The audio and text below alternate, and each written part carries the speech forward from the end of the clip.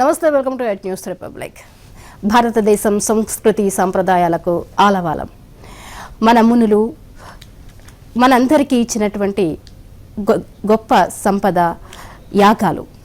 ప్రతి సమస్యకి పరిష్కార మార్గము ప్రత్యామ్నాయాలుగా సూచించినవి యాగాలు. ఆ కాలంలోనే ప్రతి రాజులు రాజ్యాలని ఏలాలన్నా, రాజ్యాలు సుభిక్షంగా వర్ధిల్లాలన్నా, కరువు కాటకాల నుంచి బయటపడాలన్నా, అభివృద్ధిని సాధించాలన్నా సూచించిన మార్గాలు యాగాలు. ఇది ప్రాచీన కాలం నుంచి మనకి సంప్రదాయబద్ధంగా వస్తున్నటువంటిది. ఈనాటి వరకు అవి కొనసాగుతూనే ఉన్నాయి. మరి ఈ యాగాల యొక్క ప్రయోజనాలు ఏ విధంగా ఉంటాయి, వాటి ఫలితాలు ఎలా ఉంటాయి, ఎటువంటి మేలు జరుగుతుంది, చేసిన వారికే ఈ మేలు జరుగుతుందా, చుట్టుపక్కల ఉన్న ప్రాంతాలంతటికీ కూడా ఈ మేలు జరిగి సుభిక్షమవుతాయా, ఇలాంటి ఎన్నో అంశాలని మనం ఇప్పుడు మాట్లాడుకోబోతున్నాము. మనతో మాట్లాడడానికి ప్రముఖ ఆధ్యాత్మికవేత్త, ముక్కామల పీఠాధిపతి శ్రీధర్ శర్మ గారు, అలాగే సామాజిక కార్యకర్త రేఖ గారు, ఆధ్యాత్మికవేత్త మరియు అడ్వకేట్ శ్రీధర్ గారు మనతో ఉన్నారు. వారితో మాట్లాడదాం. నమస్తే అండి. శ్రీధర్ శర్మ గారు, ప్రముఖంగా ఈ యాగాల గురించి కూడా మనం ఈరోజు ప్రస్తుతించుకోవడానికి ఒక రీజన్ కూడా ఉంది. ముఖ్యమంత్రి కేసీఆర్ గారు గజ్వేల్ నియోజకవర్గంలో ఎర్రవెల్లిలో ఆయన వ్యవసాయ క్షేత్రంలో మహారుద్ర సహిత సహస్రచండీ యాగం చేస్తున్నారు. అంటే మన ముఖ్యమంత్రి గారు ఇది మొదటిసారి కాదు, ఇంతకుముందు చేయటం కూడా జరిగింది. అయితే ఈ యాగాల గురించి మనం పూర్వం నుంచి వింటూ ఉన్నప్పటికీ మారుతున్న కాల గుణంగా ఇప్పుడు ఆధునిక కాలంలో కొంచెం అందరికీ అందుబాటులో కూడా ఉండకపోవచ్చు, చేసే అవకాశాలు కూడా పెద్దగా లేకపోవచ్చు సామాన్య ప్రజానీకానికి.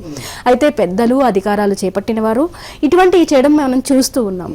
అయితే ఈ యాగాలు చేస్తే ఏదైతే మనం ఎదురు చూస్తామో అలాంటి ఫలితాలు ఖచ్చితంగా తీరుతాయా? వీటికి అంతటి శక్తి ఉందా? ఈ ఆధునిక కాలంలో కూడా మన మునులు చెప్పినవి నిజమవుతున్నాయా? చాలా పెద్ద ప్రశ్న వేశారు, చాలా చక్కటి ప్రశ్న కూడా వేశారు. అయితే ఏంటంటే, సృష్టి కార్యం చేసినాడు బ్రహ్మదేవుడు. లోకాలను ఇలా రక్షించడం కోసం సకల దేవతల్ని కూడా నియమించి సకల జీవకోటికి కూడా ఆహారాన్ని అందించమని చెప్పేసి వారిని ఆదేశించడం జరిగింది. దానికి ప్రతిగా ఈ 84 లక్షల జీవరాశుల్లో జ్ఞానం కలిగినటువంటి జీవి అయినటువంటి మానవునికి సకల దేవతలకి కూడా ఆహారం అందించేటువంటి అవకాశాన్ని ఇస్తూ ఆదేశించాడు. సకల దేవతలకి కూడా ఆహారాన్ని అగ్ని కార్యంలో నేను ఏర్పాటు చేస్తున్నాను. నిత్య నిరంతరము కూడా త్రిసంధ్రి యందు కూడా హోమాదులు నిర్వహిస్తూ ప్రాతకాల, మాధ్యాహ్నకాల, సాయంకాల, సంధ్యావందనానంతరము అగ్ని కార్యం నిర్వహించి దేవతలను తృప్తిపరచండి.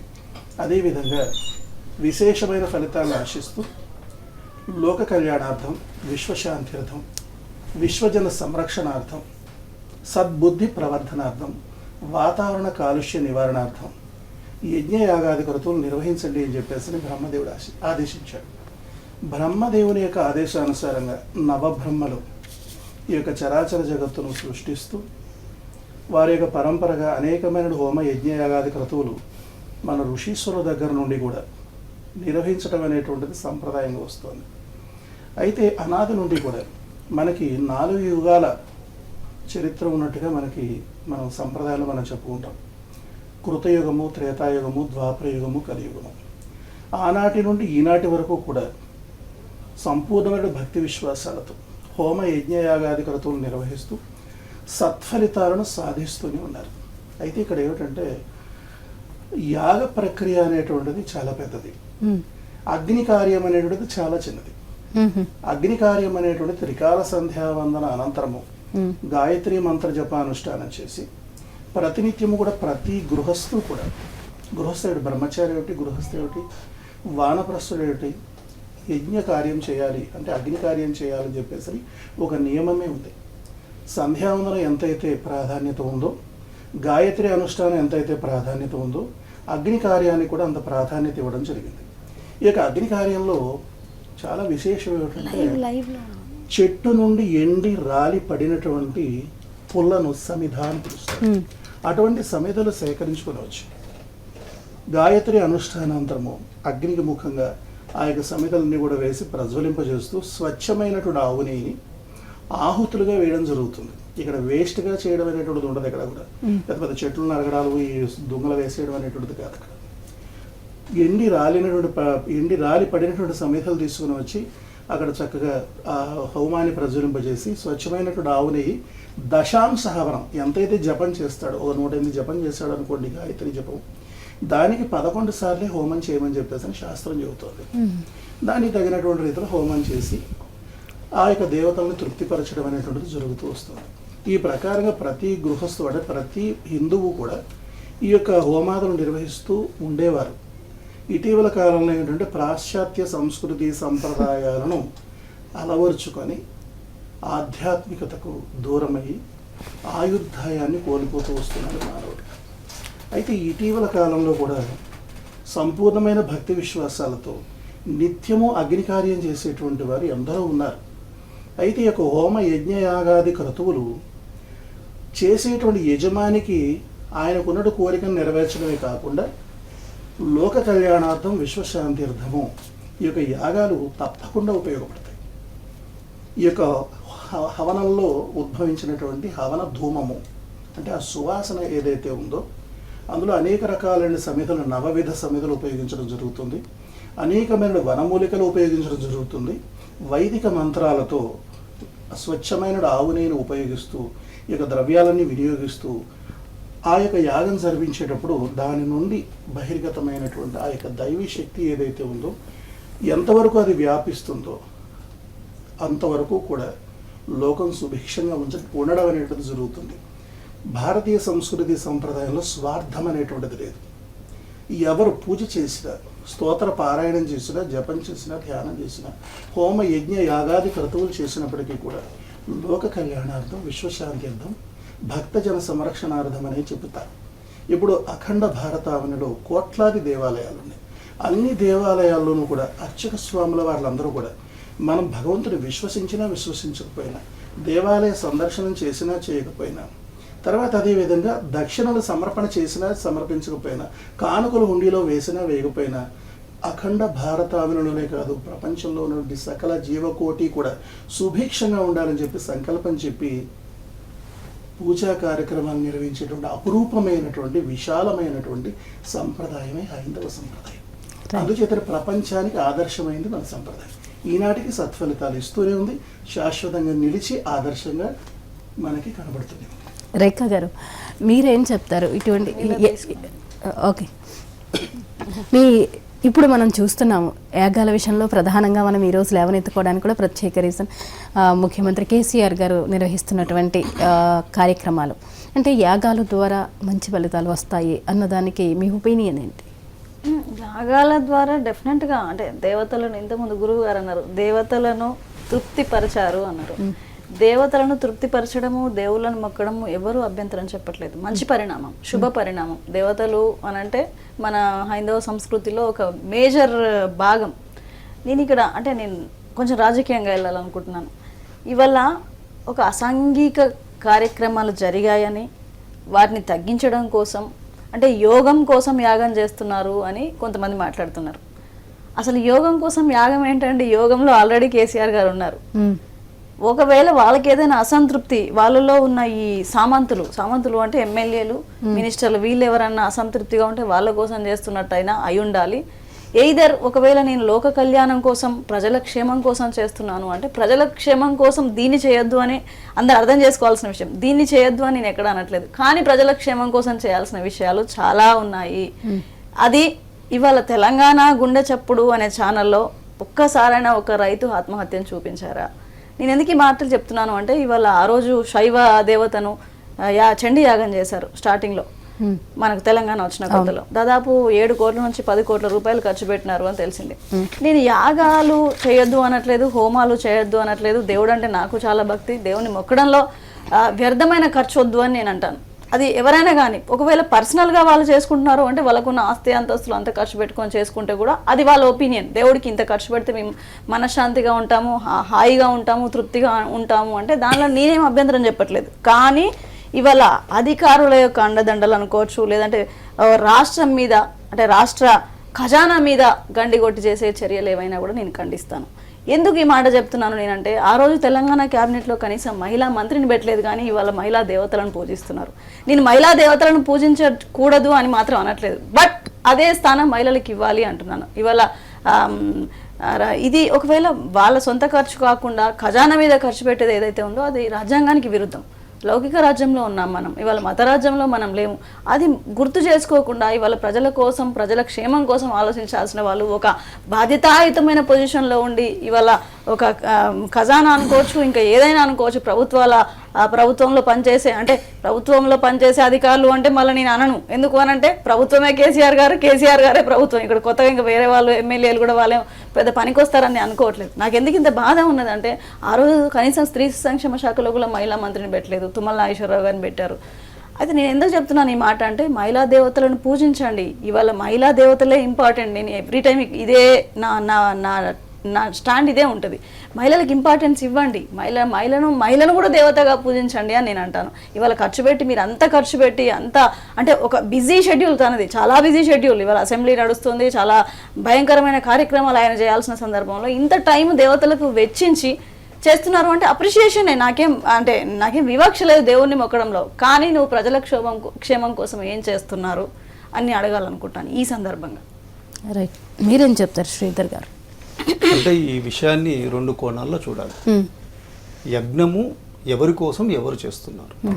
స్వామివారు చెప్పినట్టు విశ్వ శాంతి కొరకు, విశ్వ సంక్షేమం గురించి చేయాల్సిన క్రతు. సర్వే జన సుఖినో భవంతు అని చెప్పింది వేదం. అసలు ఈ యజ్ఞానికి మూలం ఏమిటి అంటే వేదాల లోపల చెప్పబడింది. అయితే సృష్టి మూలం లోపల వారు చండీ యాగం చేస్తున్నారు. మార్కండేయ పురాణము, ఇతరత్ర పురాణాల లోపల దేవి భాగవతం లోపల ఉన్న ఈ ఘట్టాన్ని తీసుకొని ఆయుధ హోమం అని వారు చేస్తున్నారు. చుండముండు అని వారిని చంపడం, అలాగే కొన్ని రాక్షస సంహారం చేస్తున్నారు. ఆ యజ్ఞం యొక్క ముఖ్య ఉద్దేశం అది.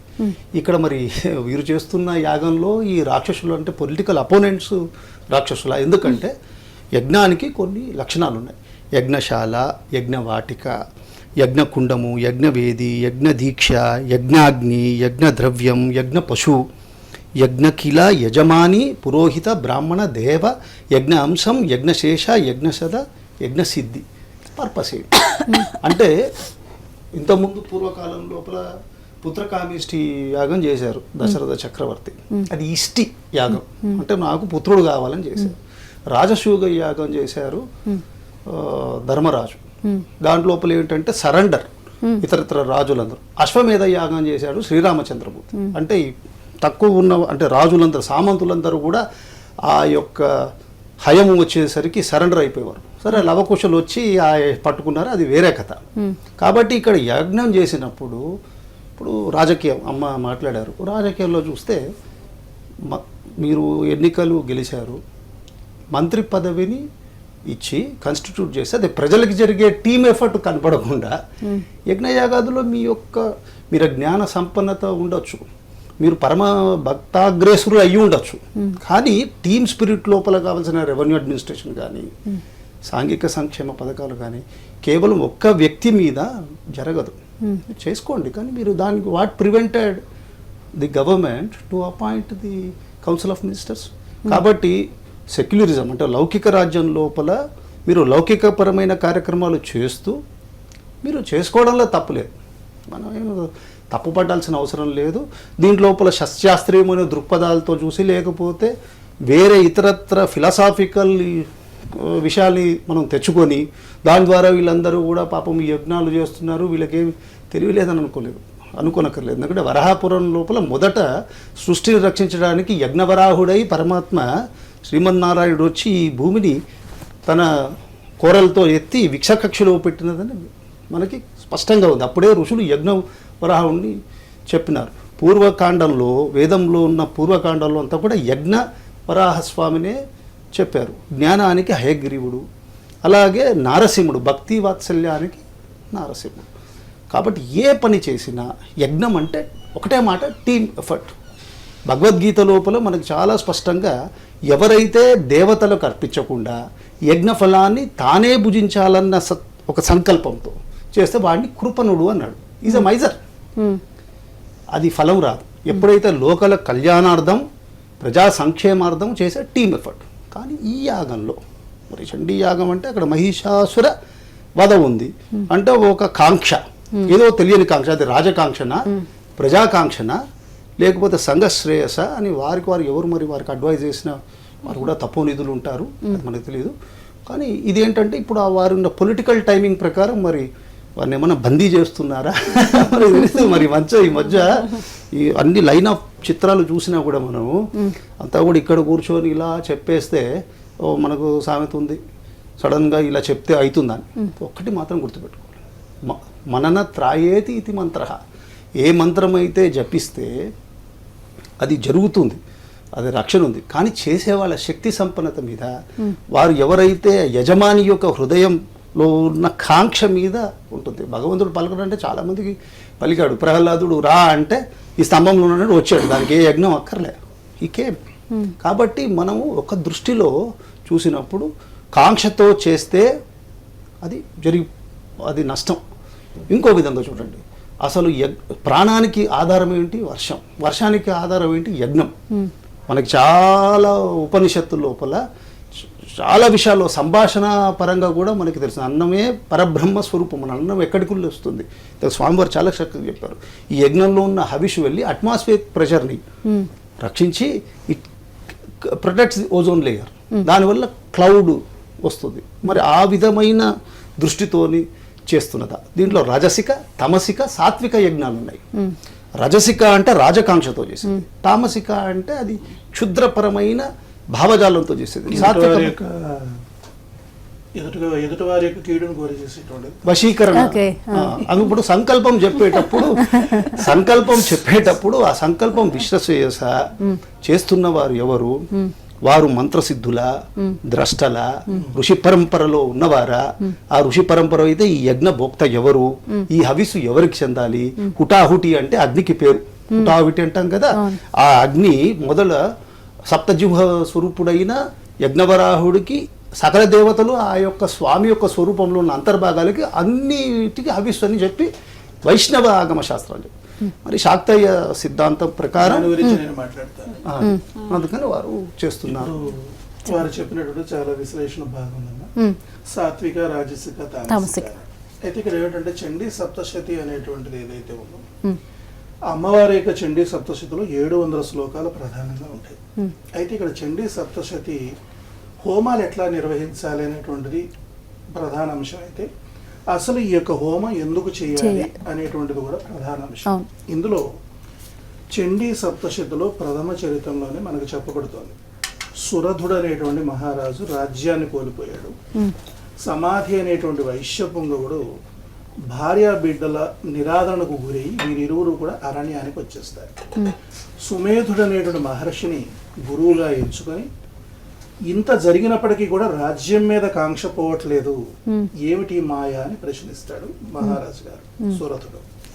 సమాధి వైశ్యుడు మరి నా యొక్క ఐశ్వర్యాన్ని లాక్కొని నన్ను అడవులకి పంపించేసినప్పటికీ కూడా స్వార్థ బుద్ధితో నాకు నా భార్య బిడ్డల పైన మమకారం చనిపోవట్లేదు, ఏమిటి మాయ? ఈ మాయ నుండి మేము ఏ విధంగా బయటపడాలి? దానికి తగినటువంటి తరుణోపాయం సెలవీయండి స్వామి అని చెప్పేసి సుమేధుడైన మహర్షి దగ్గర ఉపదేశం పొందారు. వీళ్ళు ఉపదేశం పొంది పరాదేవత కోసం తపస్సు ప్రారంభించారు. ఎంత అద్భుతమైన యాగం చేశారంటే చిదగ్ని హవనమే చేశారు. ఎట్లాంటి హవనము అనేసరికి ఏమిటంటే వాయువుని అగ్నిగా ప్రజ్వలింపజేసి వారి యొక్క రక్తాన్ని కోసి ఆజ్యంగా హవనం చేస్తూ వారి యొక్క మాంస ఖండాలనే సమిధులుగా ఉపయోగించి చివరాఖరికి అమ్మవారు ప్రసన్నం కాకపోతే వారి యొక్క శిరస్సునే ఖండించి పూర్ణాహతిగా వేయబోతున్న సందర్భంలో చండికాదేవి ప్రసన్నురాలై ప్రత్యక్షమై వరాలు కోరుకోమన్నప్పుడు మొట్టమొదటి సురధరాజు కోరుకున్నటువంటిది ఏమిటంటే స్థిరమైనటువంటి రాజ్యాన్ని ప్రసాదించమన్నాడు. ఇంకా మాయకు అమ్మేసే ఉన్నాయి. ఇక సమాధి వైశ్యుడు కోరుకున్నాడు, తల్లి నాకు జ్ఞానాన్ని ప్రసాదించు, నాకు మోక్షాన్ని అనుగ్రహించు తల్లి అని చెప్పేసి వేడుకున్నాడు. ఇద్దరికి కూడా తదాస్తు అన్నది. స్థిరమైన రాజ్యాన్ని పొందాడు సురధరాజు, మోక్ష సామ్రాజ్య సిద్ధిని పొందాడు సమాధి వైశ్యుడు. అయితే ఇక్కడ చండికాదేవి అటు రాజ్యాధికారాన్ని ప్రసాదిస్తుంది, అదేవిధంగా మోక్ష సామ్రాజ్య సిద్ధిని కూడా కలగజేస్తుంది. ఇక్కడ యజ్ఞం చేసేటువంటి సందర్భంలో రాజకీయ నాయకులు యజ్ఞాలు చేయడం ఏమిటి, ఆ యొక్క యజ్ఞానికి ప్రజల సొమ్ములు ఖర్చు పెడుతున్నారా, వారి సొంత ఖర్చులు పెట్టుకుంటున్నారా అనేటువంటిది ఒక ప్రశ్నగా ఇక్కడ ఉదయించినట్టుగా నాకు అనిపిస్తుంది ఇక్కడ. అయితే ఇక్కడ లోక కళ్యాణార్థం రాజకీయ నాయకులు ఇప్పుడంతా కూడా రాజులు పూర్వ యజ్ఞయాగాది క్రతువులు నిర్వహించిన, మరి కళలను సంప్రదాయాన్ని కాపాడిన రాజులే చేసేవారు. బాధ్యత ఎవరిది? ఆధ్యాత్మికతను సంప్రదాయాన్ని కాపాడాల్సిన బాధ్యత రాజులది. ఇంకొక ప్రశ్న, ఇంకొక సమాధానం ఏమిటంటే, మరి మన రాష్ట్రంలో ఉన్నటువంటి దేవాలయాలు ఏవైతే ఉన్నాయో, దేవాలయాలు వాటికి సంబంధించినటువంటి ఆస్తులు, భూములు, వజ్ర వైడూర్యాలు, తర్వాత అదేవిధంగా బంగారాలు, హుండీ కలెక్షన్స్ అన్ని కూడా ప్రభుత్వం స్వీకరిస్తున్నప్పుడు ప్రభుత్వం యాగాలు చేయకపోతే తప్పు, చేస్తేనే ఒప్పు. ఒకటి. ఇక రెండో విషయం, కేసీఆర్ గారు ప్రారంభం నుంచి కూడా పరమవీర భక్తుడు. ఎందుకంటే ఆయన చూస్తే మనకు అర్థమవుతుంది. ఆయన ఇంటర్వ్యూలో కూడా చెప్పుకున్నాడు, నేను చాలా భక్తుడిని, సంప్రదాయాన్ని, తర్వాత అదేవిధంగా దైవాన్ని సంపూర్ణంగా విశ్వసించేటువంటి వాడిని అని చెప్పుకున్నాడు ఆయన. ఆయన మరి ఎక్కడ చేస్తున్నాడు? ఎక్కడో రాజధాని నగరంలో గవర్నమెంట్ సంబంధించిన ప్లేస్లో చేయటల్లా ఆయన సొంత గార్డెన్లో పెట్టుకుని చేసుకుంటున్నారు.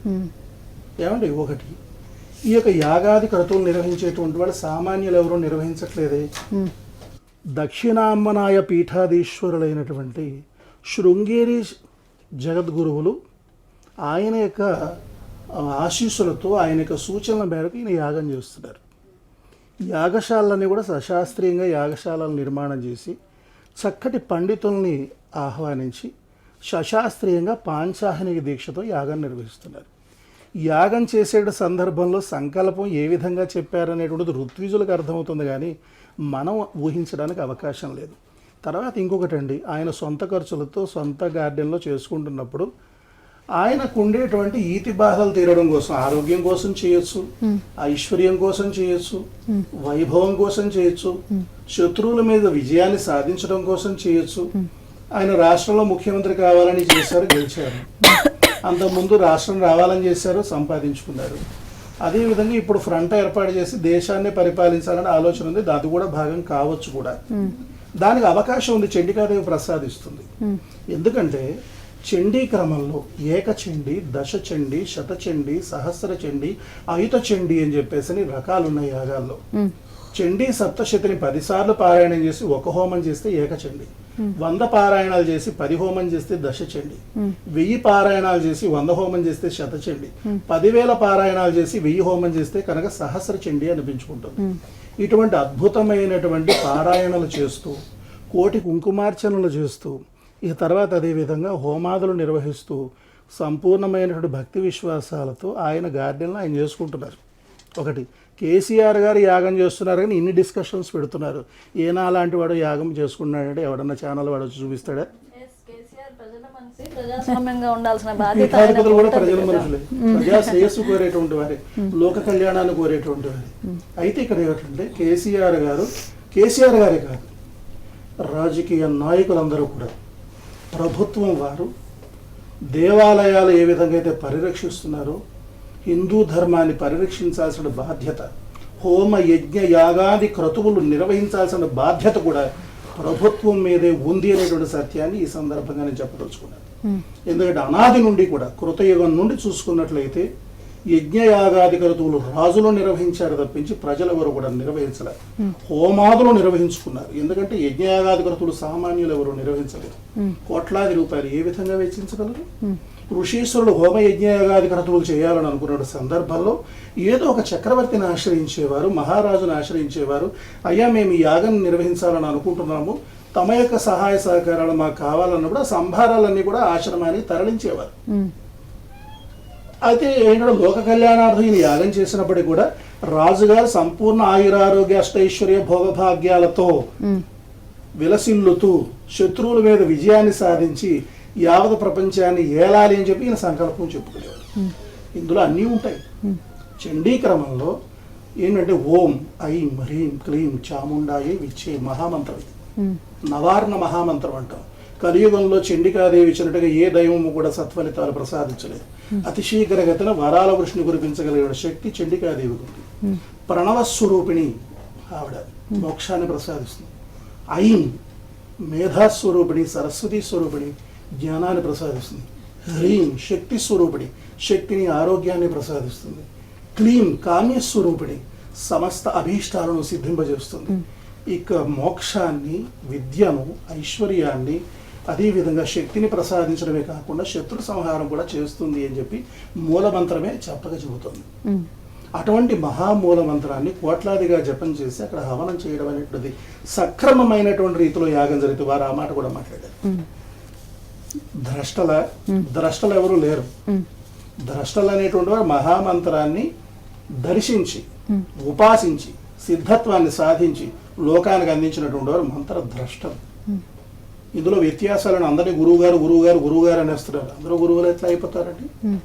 ఇందులో ఏమిటంటే బ్రాహ్మణులు ఉన్నారు, కులం రీత్యా ఉన్నవాళ్ళు బ్రాహ్మణులు.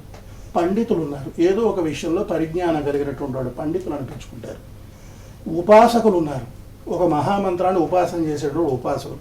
సిద్ధులు ఉన్నారు, మహామంత్రాన్ని సిద్ధింపజేస్తున్నటువంటి వాళ్ళు సిద్ధులు. యజ్ఞయాగాదికరతులు నిర్వహించేటువంటి వాళ్ళు శ్రౌతులు. అదేవిధంగా వేదాధ్యయనం చేసినటువంటి వారిలో ఘనాపాటి అని, క్రమాపాటి అని, ఈ విధంగా ఏకవేది, ద్వివేది, త్రివేది, చతుర్వేది అని. తర్వాత అదేవిధంగా సన్యాస స్వీకారం చేస్తున్నటువంటి వాడు సన్యాసి అని, ఒక పీఠానికి అధిపతిగా ఉన్నటువంటి వాడు పీఠాధిపతి అని, యోగాభ్యాసం చేసేటువంటి వాడు యోగి అని, తపస్సు చేసేటువంటి వాడు తాపసి అని. ఈ విధంగా వ్యత్యాసాలు ఉన్నాయి. ఇప్పుడంతా పురాణ ప్రవచకుడిని గురువు అనేస్తున్నారు, బ్రాహ్మణుని గురువు అనేస్తున్నారు, తర్వాత అదేవిధంగా బ్రహ్మచారిని గురువు అనేస్తున్నారు, తర్వాత అదేవిధంగా పీఠాధిపతిని గురువు అనేస్తున్నారు. గురువులు అనేటువంటి వాళ్ళు అజ్ఞాన తిమిరాంధస్య జ్ఞానాంజన శలాకయ చక్షురున్మీలితం ఏన తస్మై శ్రీ గురవే నమః. త్రిజగద్ గురువులు ఉన్నారు.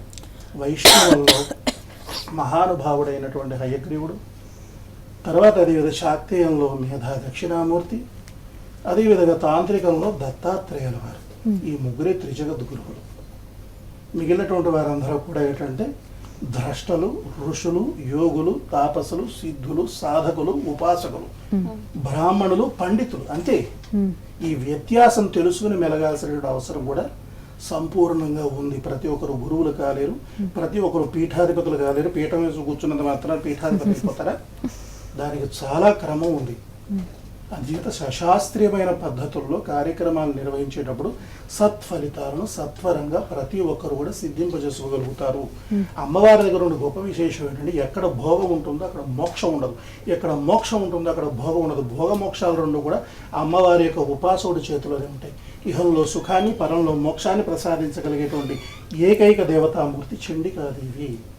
అందుచేత అసలు రహస్యాన్ని తెలుసుకున్నారు కనుక కేసీఆర్ గారు ఆ యొక్క అందులో ఉన్నటువంటి ఆ మాధుర్యాన్ని ఆస్వాదించగలుగుతున్నారు కనుక విరివిగా చండీ యాగాన్ని నిర్వహించగలుగుతున్నారు. ప్రభుత్వం సొమ్ముతో చేసినా సరే తప్పు లేదు, ఆయన సొంత ఖర్చులతో చేస్తున్నా కూడా మనం కామెంట్ చేయడానికి మనం సరిపోం. రేఖ గారు, ప్రభుత్వ స్థలంలో చేయట్లేదు, సొంత గార్డెన్లో ఆయన దానిలో చేస్తున్నారు అంటున్నారు. నేను వాటికి ఏం అభ్యంతరం చెప్పట్లేదు, నేను చెప్పేది ఒకటే, మరి ప్రభుత్వ స్థలంలో చేయాల్సిన పనులు ఎందుకు చేయట్లేదు? ఇవాళ సెక్రటేరియట్కి రాను, నాకు వాస్తు లేదు అని చెప్పినారు. వాస్తు లేదు అని చెప్పడంలో అంటే ఇంతకుముందు కట్టించిన వాళ్ళు వాస్తు చూసి కట్టించలేదా, మీరు అభివృద్ధిలోకి వచ్చినాక మీరెందుకు వాస్తుకు తెచ్చుకోలేదో నాకు తెలియదు, కానీ ప్రజలకు అందుబాటులో ఉండాల్సిన బాధ్యత కేసీఆర్ గారికి ఉన్నది అన్నది నా వర్షన్. ఇవాళ ప్రజలకు అందుబాటులో లేకుండా మీరు చండీ యాగంకి గార్డెన్కి వెళ్ళిరంటే ఓకే, నాకేం ప్రాబ్లం లేదు. మరి ప్రజలకు అందుబాటులో ఉండాల్సిన టైంలో కూడా గార్డెన్కి వెళితే మరి ప్రజల ఏమైపోవాలి? లోక కళ్యాణం కోసం ఇది చేస్తున్నారు, దీనికి నాకేం అభ్యంతరం లేదు. మరి మిగతా పరిస్థితుల సంగతి ఏంటి అని అడుగుతున్నాను. ఇవాళ ఎదుటి వాళ్ళ గ్రహస్థితి బాగా ఉన్నప్పటికీ, ఈయన గ్రహస్థితి బాగా ఉన్నప్పటికీ ఎదుటి వాళ్ళ గ్రహస్థితి ఇంకా ఎక్కువ బాగుందని చేస్తున్నారేమో అనిపిస్తుంది నాకు. అంటే దాన్ని ఇంకా అనగదొక్కడానిక ఇంకేదన్నా చేయడానికి, శత్రువును ఎదుర్కోవడానికి ఇంకా గట్టిగా నేను ఏ దానికైనా అనుకున్నాం. ఇక్కడ పరిస్థితి ఎందుకు చేస్తున్నాడు అన్నది అంశమే కాదు నా దృష్టిలో. నేను ఒకటే అడుగుతున్నాను, ఇవాళ మేనిఫెస్టోలో పెట్టిన అంశాలను ఎంతవరకు ఆయన తీసుకురాగలిగినారు, ఎంతమంది ప్రజల ఉపయోగాల కోసం కేసీఆర్ పనిచేస్తున్నారు అన్నది నాదొక వాదన. ముందు నుంచి నేను ఇదే మాట్లాడుతున్నాను. నిజంగా నేను ఏ పార్టీ కాదు, కానీ మహిళలకైతే వివక్ష చూపించినారో అది క్లియర్గా ఎవరు అవునన్నా కాదన్నా అందరికీ తెలుసు. కనీసం క్యాబినెట్లో ఒక మంత్రిని పెట్టలేదు. ఇది నా బాధ అంతా ఏంటంటే ఇవాళ మేనిఫెస్టోలో ఎన్నో అంశాలు రూపొందించినారు. ఆ రూపొందించిన వాటిలలో ఎన్ని చేశారు? ఇవాళ హుండీలో వేసిన పైసలే యాగం చేస్తున్నారు అంటున్నారు. ఈ హుండీలో వేసిన పైసలు రైతుల హత్యల కోసం ఖర్చు పెట్టకూడదా? విద్యా వైద్యం కోసం ఖర్చు పెట్టకూడదా? ఇవాళ ఒక నిమిషం, ఇవాళ నేను చెప్పింది ఇవాళ ఆరోగ్యము అటకెక్కి కూర్చున్నది. ఒక సామాన్యుడు 1 లక్ష రూపాయలు తీసుకొని వెళ్తే కనుక ఒక చిన్న ఆపరేషన్ చేసుకోలేని పరిస్థితిలో, దీన స్థితిలో తెలంగాణ ప్రజలు ఉన్నారు. నేను చూస్తాను ఇవాళ ఆరోగ్యశ్రీ కూడా చాలా చాలా హాస్పిటల్స్లోకి వెళ్తే నేను ప్రాక్టికల్గా ఫేస్ చేసిన, ఇవన్నీ నాకు ప్రజల గురించి మాట్లాడడం కూడా కాదు, నేనేమేం చూసానో అవే చెప్తున్నాను. ఆరోగ్యశ్రీ అని హాస్పిటల్కి వెళ్తే ఆరోగ్యశ్రీ ఇక్కడ నాట్ అవైలబుల్ అని రాసి ఉంటుంది. ఆ తెల్లగాడు పట్టుకొని వెళ్ళిన వాళ్ళు గుండెలు బాదుకుంటూ ఎంట్రన్స్ దగ్గర కూర్చుంటే నేను వెళ్ళి పలకరించిన సందర్భాలు ఉన్నాయి. నేనేం చెప్తున్నాను అంటే ఇవన్నీ కేసీఆర్ చూస్తారా అంటే చూడాలి. ఇవాళ ప్రజాక్షేమం కోసం, లోక కళ్యాణం కోసం నువ్వు చేస్తున్నా అన్న యాగము నేను కాదు అనట్లేదు. దానికోసం ఇంకా ప్రజల కోసం చేయాల్సిన యాగాలు చాలా ఉన్నాయి, మర్చిపోతున్నారు అని నేను గుర్తు చేస్తున్నాను. మీరు ఈ యాగం చేయకూడదు. ఎక్కడైతే ఆ దేవతను, మహిళా దేవతను మొక్కుతున్నారో నాకు చాలా ఆనందంగా ఉంది. మహిళా దేవతను మొక్కడానికి మీరు ఇంత ఖర్చు పెట్టి కోట్ల రూపాయలు హుండీల డబ్బులు అనుకోవచ్చు, ప్రభుత్వ నిధి అనుకోవచ్చు, మీ సొంత డబ్బులు అనుకోవచ్చు, ఏవి చేసినా మాకేం అభ్యంతరం లేదు. కానీ ఇవాళ అదే మహిళను బయట గౌరవించట్లేదు అని గుర్తు చేస్తున్నాను. ఆ మహిళకు గౌరవం దక్కాల్సిన చోట ఎందుకు జరగట్లేదు? ఇది రాజ్యాంగం ప్రకారం ఇది ఒక దాడి మహిళల మీద. ఏ రకంగా చెప్పినా ఇది ఒక దాడి. అంటే మహిళను అనగదొక్కుతున్న క్రమం ఏదైతే ఉందో అది రాజ్యాంగానికి విరుద్ధం అని చెప్తున్నాను నేను. ఇవాళ రాజ్యాంగంలో రాసుకున్న చట్టాలు, హక్కులు మహిళలు తుప్పు పట్టిపోతున్నాయి. వాటిని ఎవరు అమలు పరచట్లేదు. అమలు పరచడానికి ఒక మహిళను మంత్రివర్గంలో పెడితే ఆ మహిళ పరిస్థితి ఆ మహిళకే అర్థమవుతుంది, కానీ పురుషుడికి అర్థం కాదు. ఇవాళ అక్కడ మోడీ గారు ఆ మాయావతిని, మోడీ ప్రభుత్వంలో ఉన్న ఎమ్మెల్యే మాయావతిని ఏదో ఇష్టం వచ్చినట్టుగా మాట్లాడేశాడు. నేను వాళ్ళ విఘ్నతకు వదిలేస్తాను. ఒక మహిళను మాట్లాడినారంటే దేవతలకు కొనియాడబడుతున్నారు మహిళలు ఉన్న చోట అని మీరే చెప్తారు. ఇవాళ మతవాదులే చెప్తారు, మతోన్మాదులే చెప్తారు. మళ్ళీ అదే మహిళను మీరు ఇష్టం వచ్చినట్టుగా మాట్లాడితే నేను ఇక్కడ ఒక క్వశ్చన్. ఇవాళ ప్రధానమంత్రి మన్మోహన్ సింగ్ అధికారంలో ఉన్నప్పుడు తను స్మృతి ఇరానీ గాజులు పంపించింది. నేను ఆ గాజులను అంత తక్కువ పట్టను. ఆ గాజులు పంపిస్తే కూడా నేను అవమానపడ, అంటే గాజులు చేతగానిగా ఉంటున్నాయి. మరి ఇవాళ అదే మహిళ మాయావతి హిజ్రానా, మగవాడ, ఆడవాడ అని మాట్లాడుకుంటున్నారు. మరి వాళ్ళకి నేను ఒక క్వశ్చన్ వేస్తున్నాను. ఏంటి అని అంటే మరి ఇదేంటి? దీనికి మీరు ఏం ఆన్సర్ చేస్తారు? అది కాదు కదా, ఒక మహిళను గౌరవిద్దాము అంటున్నా, మహిళకు ఒక స్థానం ఇద్దాము అంటున్నా. మీరు దేవతలను మొక్కండి, పూజించండి, మా కోసం ఈ యాగం కాదు ఇంకో యాగం, ఇంకో కొన్ని కోట్లు ఖర్చు పెట్టి చేయండి. ఎట్లాగో ఆ కోట్లు ఎలాగో ప్రజలకు రావట్లేదు, నాకు రావట్లేదు, ఖర్చు పెట్టి చేస్తే లోక కళ్యాణం కోసం లోకమంతా హ్యాపీగా ఉంటుంది అని చెప్తే దాని విషయంలో మాకేం అభ్యంతరం లేదు. కానీ మహిళలకు ఇవ్వాల్సిన స్థానాన్ని మర్చిపోవద్దు. మహిళలను చిన్న చూపు చూడకూడదు, మహిళలను వివక్ష చూపించకూడదు, మహిళలను ఆరాధించండి, మహిళలను పూజించండి. ఇవాళ అమ్మనే ఒక వెలుగు రేఖ, అది గుర్తించకుండా ఇవాళ మహిళలకు స్థానం లేకుండా మేము యాగాలు చేస్తాం, పూజలు చేస్తాము అంటే మీరు మీ ప్లేస్లో చేసుకుంటున్నారు. మరి సెక్రటేరియట్లో మహిళలకు అందుబాటులో ఎక్కడున్నారు అని నేను అడుగుతున్నాను. ఇవాళ సెక్రటరీ ఇవాళ గెలిచారు, యాగం కోసమో యోగం కోసమో చేస్తున్నాం, యోగం కోసం యాగం చేస్తున్నాం అంటున్నాం. మీకు వచ్చిన కావాల్సిన యోగం కూడా వచ్చింది. ఓకే, యాగం చేయండి, ఇంకా యాగాలు చేయండి, సంవత్సరానికి ఒక యాగం పెట్టుకోండి, మాకు అభ్యంతరం లేదు. కానీ ప్రజలకు అందుబాటులో ఉండండి. ఇవాళ మేనిఫెస్టోలో రాసిన అంశాలను వాటి దృష్టిలో పెట్టుకొని అవి పొందుపరిచి వాటిని అమలు పరిస్తే బాగుంటుంది. ప్రజాక్షేమం కోసం ఏం చేయాలో ఆలోచిస్తే బాగుంటుంది. మీరు ఆ యాగాల కోసం మాకు అభ్యంతరం లేదని మరీ చెప్తున్నారు. వీళ్ళకి అర్థం కావాల్సిన విషయం. శ్రీధర్ సార్ ఇక్కడ ఏంటంటే హుండీ ఆదాయం గురించి మాట్లాడుతున్నారు, దేవాలయ భూముల గురించి మాట్లాడుతున్నారు. ఈ భగవంతుడికి సంబంధించిన సొమ్ములు ప్రజలకు ఖర్చు పెట్టాలనే మాట మాట్లాడుతున్నారు. చాలా తప్పమ్మా ఇది. ఎందుకంటే భారతదేశంలో పుట్టినట్లు ప్రతి భారత ఖర్చు పెట్టాలి అనలేదు నేను, పెట్టకూడదా, పెడితే చనిపోకపోతే నష్టం ఏముంది? ఒక హాస్పిటల్లో ఒక మనిషి చనిపోతుంటే ఆ హుండీ డబ్బులు ఖర్చు పెడితే నష్టమే లేదని, అంటే ప్రజా సంక్షేమానికి వినియోగించచ్చా వద్దా? కాదు నేను చెప్పేది వింటే వచ్చేస్తుంది మీకు. ఇందులో ఏం లేదు తల్లి, మన భారతీయ సంస్కృతి సంప్రదాయంలో ప్రతి వ్యక్తి కూడా తాను కష్టించి సముపార్జన చేసినటువంటి ద్రవ్యంలో కొంత భాగాన్ని భగవంతుడికి ఇవ్వడానికి ఇష్టపడతాడు తప్పించి దేవుడు సొమ్ములు ఎవరు తినడానికి మాత్రం ఎవరు ఇష్టపడరు. భారతదేశంలో పుట్టిన భారతీయుడు అనేటువంటి వాడు ఎవరు కూడా. ఒక పాయింట్. రెండవ పాయింట్ ఏంటంటే ప్రజా సంక్షేమము, తర్వాత అదేవిధంగా ప్రజల యొక్క శ్రేయస్సు ఇత్యాదులన్నీ మాట్లాడుతున్నారు చూసారా, అది ప్రభుత్వం బాధ్యత తప్పించి దేవాలయం బాధ్యత కాదు. మీకు అర్థమవుతుందమ్మా? ఎందుకు కాదు, దీన్ని కూడా నేను క్లారిటీ ఇస్తాను. దేవాలయానికి భూములు సమర్పించిన, బంగారాలు సమర్పించిన, లేకపోతే స్థలాలు సమర్పణ చేసిన, ధర్మసత్రాలు కట్టించి ఇచ్చిన, దేవాలయాలు నిర్మాణం చేసి ఇచ్చిన, స్వామివారికి బంగారు నగలు ఆభరణాలు చేయించి ఇచ్చినప్పటికీ కూడా దాతలు ఏమని ఇస్తారు అంటే ధూప దీప నైవేద్యాల నిమిత్తంగా ఈ భూమిని వినియోగించాలి, అర్చక స్వాములకి మెయింటెనెన్స్ కోసం ఈ భూములు వచ్చేటువంటి ఈనాము వాళ్ళకు ఉపయోగించాలి. అదేవిధంగా భగవంతునికి మహనివేదన నిమిత్తంగా నేను ఈ భూమిని ఇస్తున్నాను, అదేవిధంగా భగవంతునికి సంబంధించి నిత్య దీపారాధనకు ఈ భూమిని ఇస్తున్నానని చెప్పేసి భక్తులు అనేటువంటి వాడు సమర్పించినటువంటి భూములవన్నీ కూడా ఆ భూముల మీద వచ్చేటువంటి ఆదాయాన్ని భగవత్ కైంకర్యానికి వినియోగించే నిమిత్తంగానే ప్రభుత్వం కృషి చేయాలి తప్పించి దేవుడికి సంబంధించిన భూములు కానీ భగవంతుడికి సంబంధించిన ఆదాయాలు కానీ ఇతరత్ర రాజకీయ ప్రయోజనాల కోసం కావచ్చు, ప్రజా ప్రయోజనాల కోసం కావచ్చు ఖర్చు పెట్టకూడదు. ఇంకో ముఖ్యమైన విషయం ఏంటంటే ప్రభుత్వము పన్నుల రూపంలో వసూలు చేస్తున్నటువంటిది చాలా ఉంది. అయితే ప్రభుత్వం ప్రవేశపెట్టిన పథకాలన్నీ కూడా సక్రమమైన రీతిలో అమలు జరిగితే ఆ పథకాలన్నీ కూడా ప్రతి ఒక్క వ్యక్తి కూడా వినియోగించుకోగలిగితే దేవుడు సొమ్ములు తినాల్సిన అవసరం భారతీయులకు పట్టదు ఈ రోజుకి కూడా. అందుచేత భగవంతుడికి సంబంధించినటువంటి సొమ్ములు తినడానికి ఏ భారతీయుడు సిద్ధంగా లేడనే సత్యం ప్రతి ఒక్కరూ తెలుసుకోవాలి. రైట్. శ్రీధర్ గారు మీరేం చెప్తారు? చెప్పేదేముందమ్మా, ఇప్పుడు పంచభూతాలకి మర్యాద ఇవ్వాలని చెప్పి మనం ఈ యజ్ఞయాగాలు చేస్తున్నాం. దాంట్లో ఏం తప్పు పట్టాల్సినంత అవసరం అయితే లేదు. అయితే రాజ్యాంగం, ఇప్పుడు మనం మోడర్న్ ప్రజాతంత్ర దీంట్లో ఉన్నాం, రాజరికాల్లో లేం కదా. ప్రజాతంత్రంలో ఉన్నప్పుడు ప్రజలు ఎన్నుకున్నప్పుడు మీ పని మీరు చేసుకోండి. అది దైవపరమైన విషయం లోపల ఇహము పరము అన్నారు, మోక్షగతిని మీరు పొందవచ్చు. మోక్షగతిని పొందినప్పుడు మీకు ఒక అధికారం ఇచ్చినప్పుడు ప్రజలు దానికి అనుగుణంగా ఇప్పుడు రాజ్యాంగ ప్రకారము ఇది కాన్స్టిట్యూషనల్ క్రైసిస్. ముఖ్యమంత్రి గారు ఒక home minister. Any government has to be run by council of ministers. It is a plural word.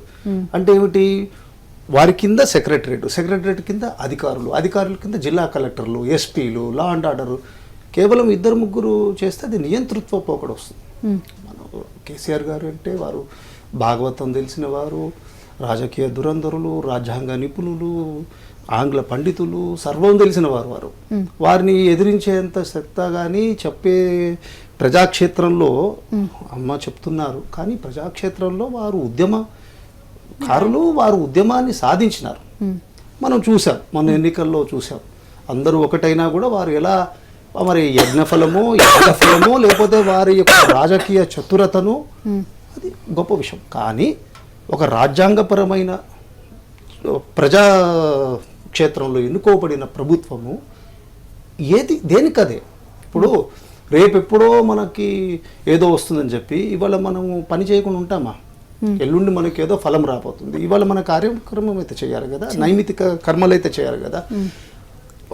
88 మంది శాసనసభ్యులు ఎన్నికయ్యారు. వాళ్ళలో మంత్రి పదవులు అంటే వారి వ్యక్తిగతం కాదు, వాళ్ళు ప్రజా సేవకులు.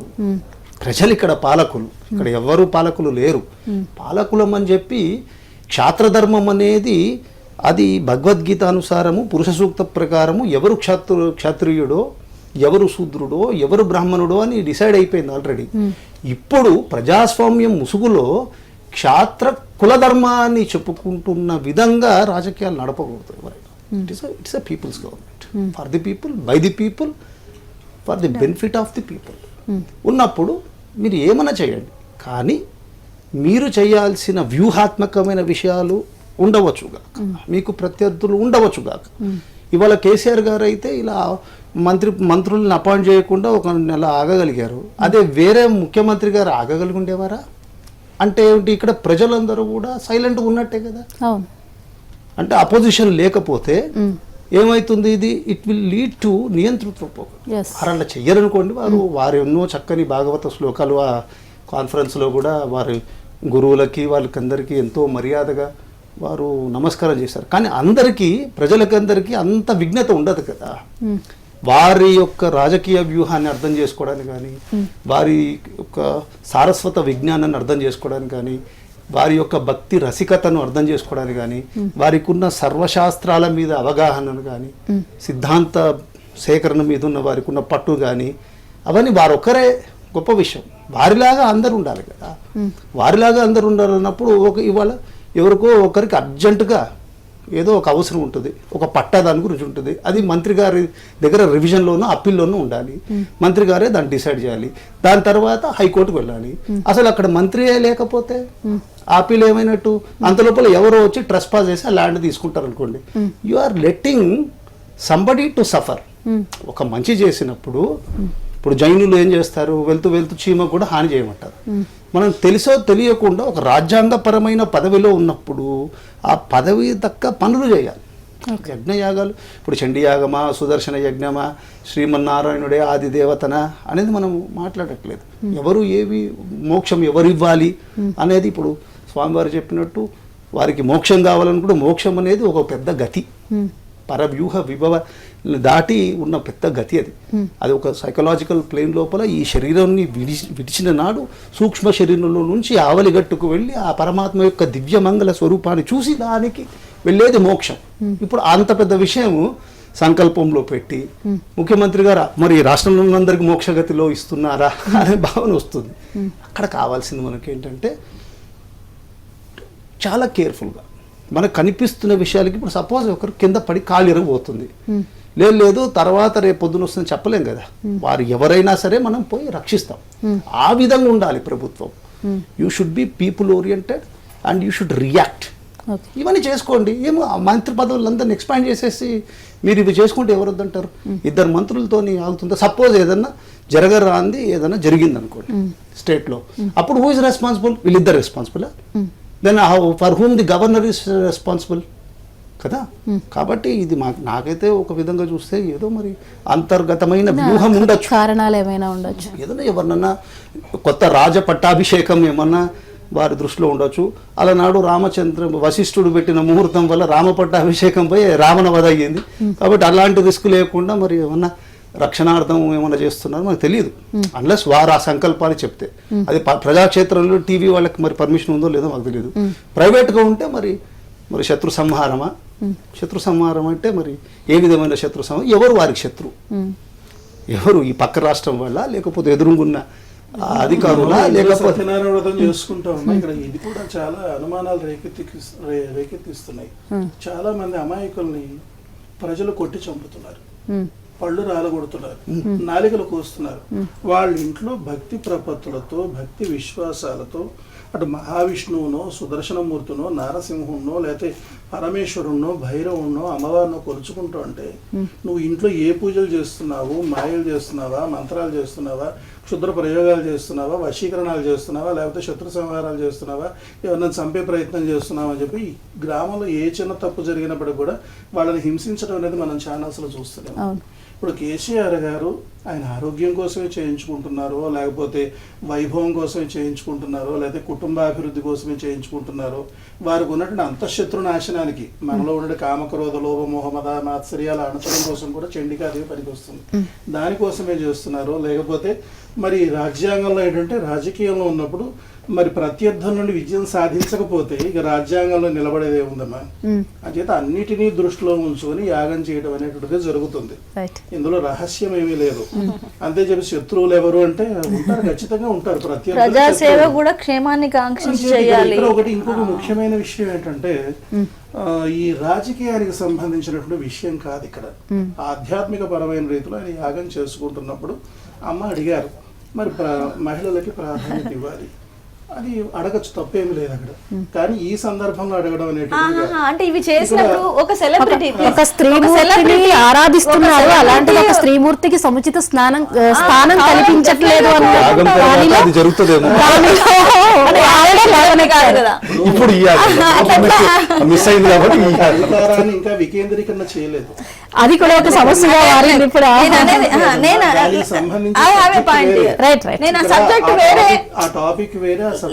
సబ్జెక్ట్ వేరే ఎలా ఉందండి? ఒక ప్రజల కోసం చేస్తున్నారు. ఇది మనకి లోక కళ్యాణమా లేకపోతే స్వప్రయోజనం అనేటువంటి డిస్కషన్ లో మనం ఇవన్నీ మనం మాట్లాడుకోవాల్సిన అవసరం లేదు. చెప్పేది అర్థం కావట్లేదు మీకు. దయచేసి ఒక ప్రజలు ఎన్నుకుంటే ఏర్పడ్డ ముఖ్యమంత్రి కానీ ఆయన సొంతమేం కాదు కదా. ముఖ్యమంత్రి అన్నప్పుడు అన్ని ప్రజలు నిలదీస్తారు, ఓట్లేసి గెలిపించిన ప్రజలు అడుగుతారు, వాళ్ళ హక్కు అది. ఇవాళ రాజ్యాంగంలో ఆయన గెలిపించుకున్నారు అంటే విషయంలోనూ కూడా బాధ్యత ఉందమ్మా. ఆధ్యాత్మికంగా కూడా మంత్రులు తమ బాధ్యతను నిర్వర్తించాలి, దేవాలయాలు సందర్శించాలి, దేవాలయాలు పరిరక్షించాలి, హిందూ ధర్మాన్ని సంరక్షించు. చర్చిలకు వెళుతున్నారు, మసీదులకు వెళుతున్నారు, అదేవిధంగా దేవాలయాలకు వెళ్ళాలి, యజ్ఞయాగాది క్రతువులు చేయాలి. రైట్. అదేవిధంగా మరి చక్కగా ముస్లిమ్స్ పండుగ వస్తుంటే చక్కగా ఏవో బ్యాగులు ఏవో ఇస్తున్నారు, క్రిస్టియన్స్ పండుగలు వస్తే బ్యాగులు ఇస్తున్నారు. అలాగే హిందూ పండుగలు వస్తే కూడా ఈ చక్కగా ఏంటంటే తాయిలాలను లేకపోతే ఇక పోపులను ఏవో ఇస్తున్నారు. దసరా పండుగ చీరలు ఇస్తున్నారు. ఇవి కాదండి జనాలు అడిగేది. అది చేయాలి. ప్రోత్సహిస్తున్నప్పుడు సంక్షేమ పథకాలు ఏవైతే ఉన్నాయో అన్ని మతాల వారు ఉన్నప్పుడు భారతదేశంలో అందరినీ ప్రోత్సహించాలి, అందరినీ మెప్పించాలి, అందరినీ ఒప్పించాలి. ప్రజాపాలన అనేది సామాన్యమైనటువంటి విషయంగా రైట్ అండి. అందుచేత ఏంటంటే మరి దేనికోసం చేస్తున్నారు అనేటువంటిది క్లారిటీ లేదు, మనం చేయాల్సిన అవసరం లేదు. దేనికోసం చేసినప్పటికీ కూడా యాగము లోక కళ్యాణార్థం వినియోగపడుతుంది. మేమేమంటున్నాం, ఈ డిస్కషన్ ని కొనసాగించే ముందు చిన్న బ్రేక్ తీసుకో. అరే ఇంకా ఉందా, ఇంకా ఉందా, బ్రేక్ ఇంకా ఉందా